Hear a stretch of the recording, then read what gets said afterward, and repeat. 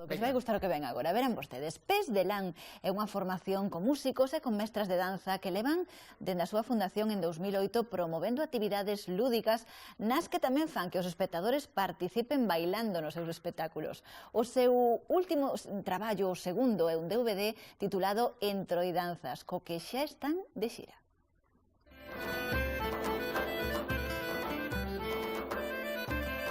Entroidanzas é unha aposta por poñer a xente a bailar arredor do antroido.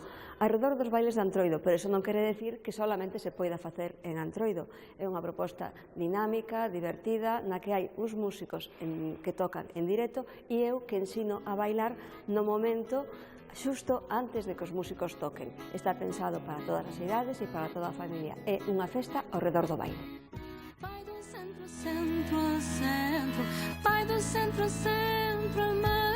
Publicamos un DVD na que están os 11 temas que compoñen este Entroidanzas e se a maiores a xente quere o audio, pois podese descargar o MP3, pois temos aí un sistema de facernos un ingreso e a partir de aí nos enviamos o MP3.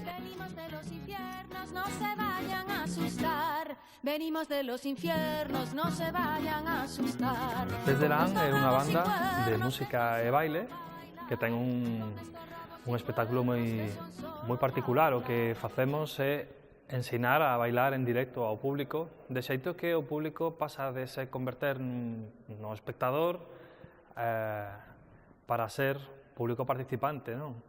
Isto é algo bastante novedoso aquí en Galicia, ainda que xa hai outras bandas tamén facendo esta proposta, e pensamos que é moi interesante porque abre a posibilidade tamén de poder disfrutar dun espectáculo en familia ou onde estean diferentes xeracións implicadas, non? E é unha cousa moi divertida, moi natural.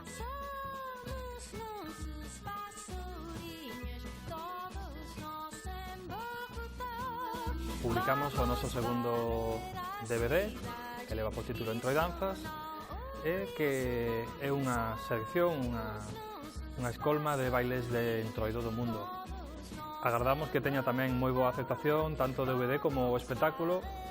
A nosa idea, cando ti publicas un traballo como este, non é só vender o que é o traballo, senón actuar.